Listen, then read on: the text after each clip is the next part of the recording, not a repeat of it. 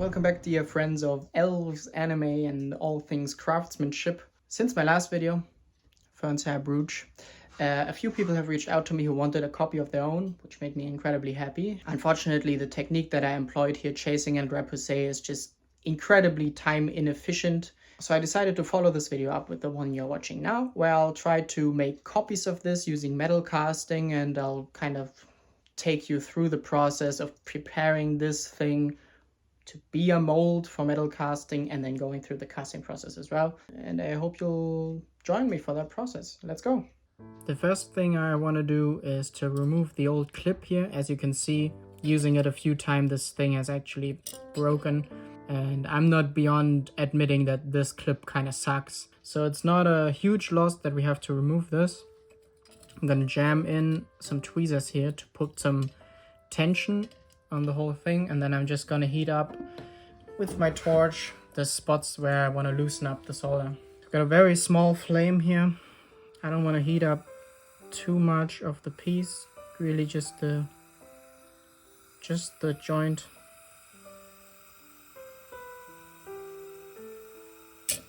There you go, that's number one. Whoa, there you have it. So with the clip removed, what stops us from just casting this as is? Well, I've got a material thickness of like 0.5 millimeter for most of this, and the hot metal is just not going to flow in the cavity that thin. So we need to build up material to make this whole thing a bit thicker. So in the end, the front will hopefully look identical, but the back will be a smooth surface. You won't have all the structure in the back. And there's a variety of ways I could fill this in, and I decided to try using a UV resin to build up material here on the back side. I'm going to start by cleaning this with some acetone, because last time I used oil on this and I want the resin to bond nicely. And just use a toothbrush here to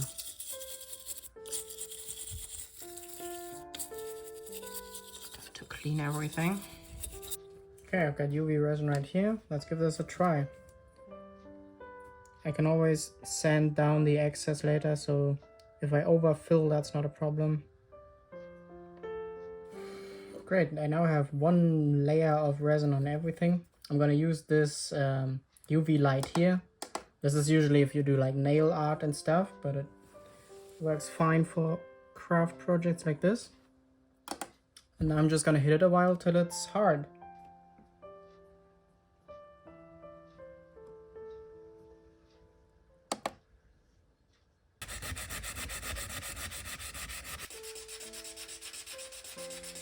As you just saw, I sanded down all the unevenness, and now I have a pretty good product that I'm gonna try casting soon. I do have, I guess this is kind of like my maker mark, like my signature or whatever, and I'm gonna glue this right here in place so that it hopefully shows up later in the cast. With my original positive complete, I'm now ready to do a test casting. I will be doing sand casting, the test in aluminum, and later the finished product in brass or bronze. And yeah, I'll just get started with that.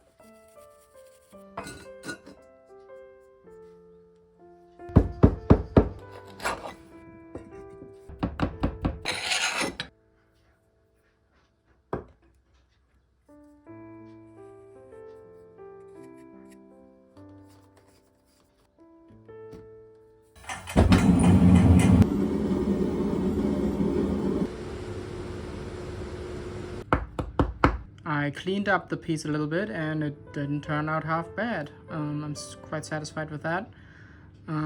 So yeah, the proof of concept is there, and now I can move on to make the real pieces.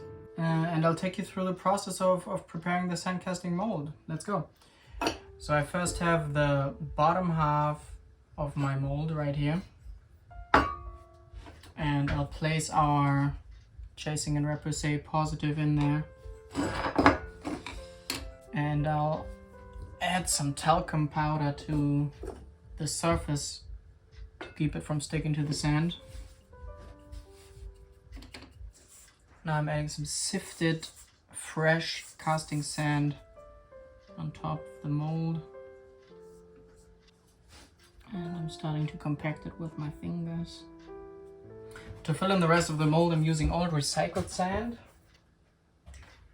As you can see, it's quite dirty and black, but just as a filling medium, it works just fine.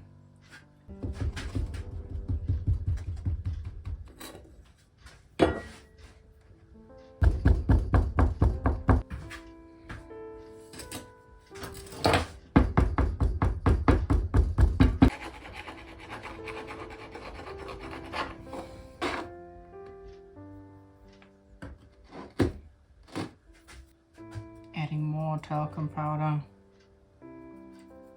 for clean mold separation later.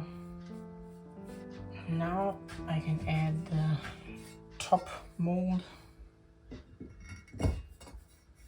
and repeat the exact same process again for the second half.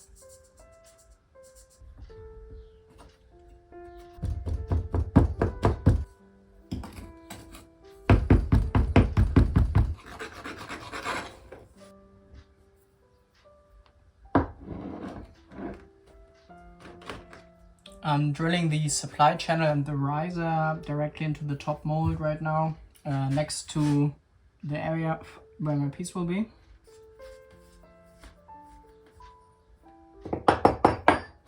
If you push kind of hard on the drill, then the soil will break out, which in this case is actually advantageous because it directly gives us a funnel shape and we don't have to worry about spilling metal. And then I carve the supply to our workpiece into the mold.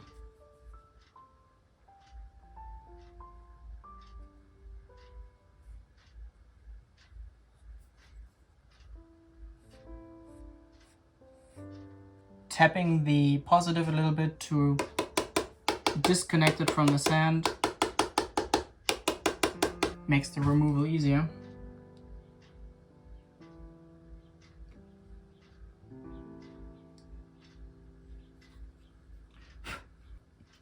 I'm adding a little bit of a metal reservoir here.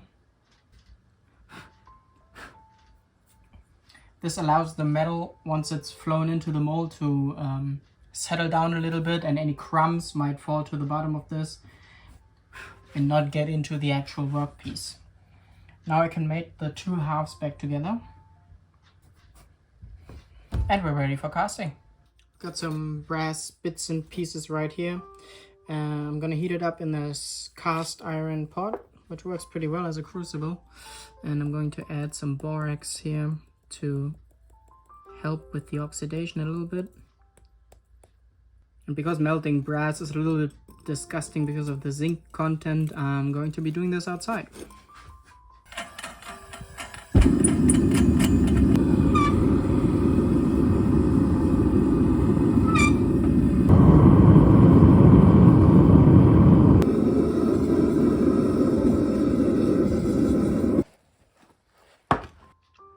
Yep, I was worried that when I didn't see any metal in the riser, and at first it looked fine, but as you can see I'm missing part of the butterfly right here.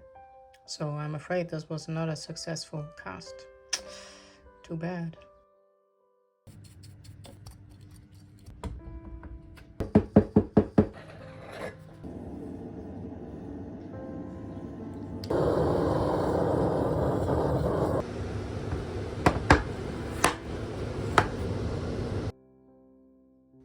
When you see metal on the other side, like down there, that's always a good sign. I have a feeling this one's gonna be a success. Nice.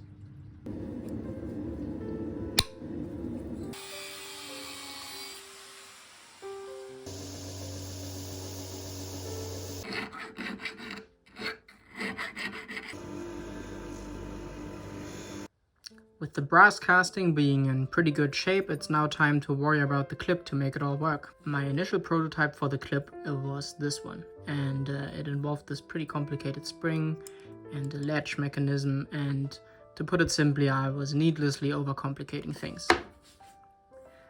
Then my mom came to me and she showed me this hair clip that she had as a kid. And the simplicity of this mechanism is really amazing. It's just a twisted wire right here with a hinge, and then it has to overcome this circular portion here to click into place. So based on that, I developed the clip mechanism that I'll be using for this brooch, more or less. And it's twisted wire, much stronger and thicker, with a hinge, and then it clicks into place over this ball bearing. And it's very secure, it's easy to use, it's satisfying, and it's not too complicated in fabrication. And it looks pretty good as well. I'll start by cutting off the tube ends for the hinge.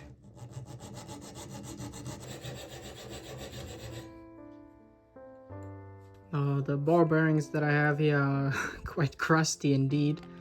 So I'm just gonna dump these into this little container and throw on some hydrochloric acid. That should clean it right up. For the clip part, I have this stainless music wire or spring wire. I think it's 1.4 millimeters. This stuff is ultra strong, ultra tough, kind of hard to work with, but it'll definitely hold up to the use. 17 centimeters should be just about right.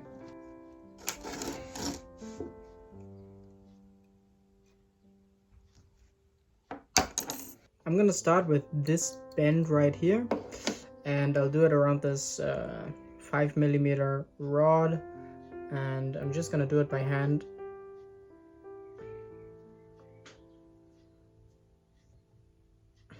Grabbing the wire like this, I can grab the tube, cross it over, and then push to get that loop more to where I want it to be.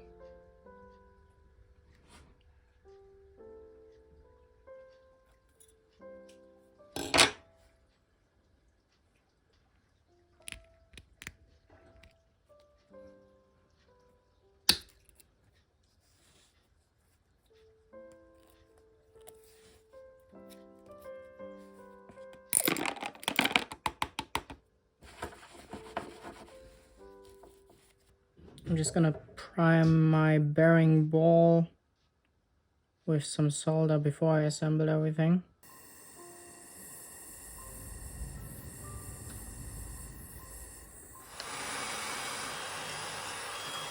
This is to give the ball a more secure seat. Notice how I'm putting everything here over this ledge as I'm placing my solder, because it's always better to heat your workpiece from below so the flame doesn't hit your solder joint directly.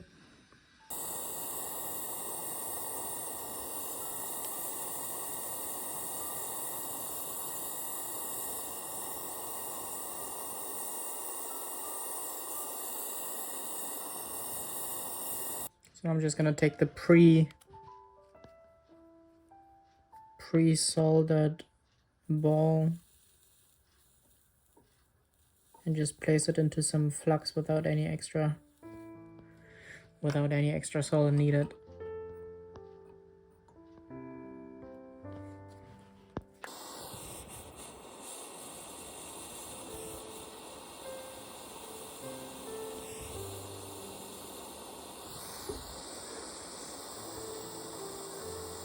After soldering, the hair brooches are now very oxidized, and there's a bunch of flux on the surface as well that is really hard to remove.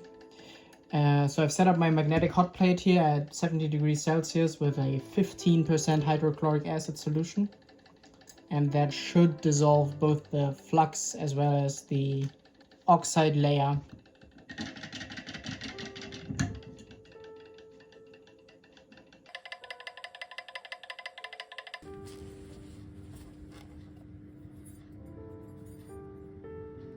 This is just a regular cooking hot plate that I've set up here, and I'm gonna flux the entire surface of the workpiece, place it on the hot plate, place some bits of solder right here.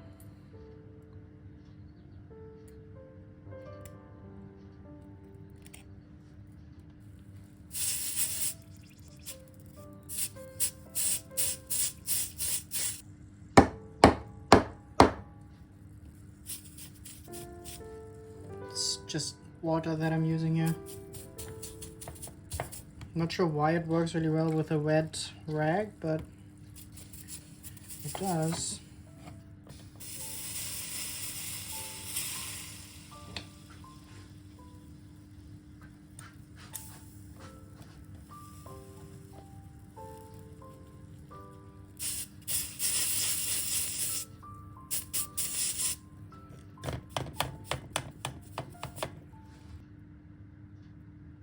The tin surface is very evenly colored and flat. It actually looks decent on video, but if you look at it in person, it just looks really cheap, almost like plastic. So what I have here is a solution. It's called cold blue. It basically turns a wide variety of metals black. It oxidizes them.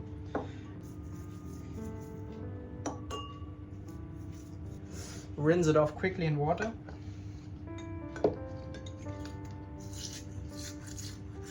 After the cold blue, you now have this dark gray color over everything, which is still not the look we're going for. And now polish up the high spots once again to bring out the tin, and that'll give you this really nice antique two-color look between the polished metal and the black in all the recesses, which is closer to the anime and just looks really pleasing to the eye.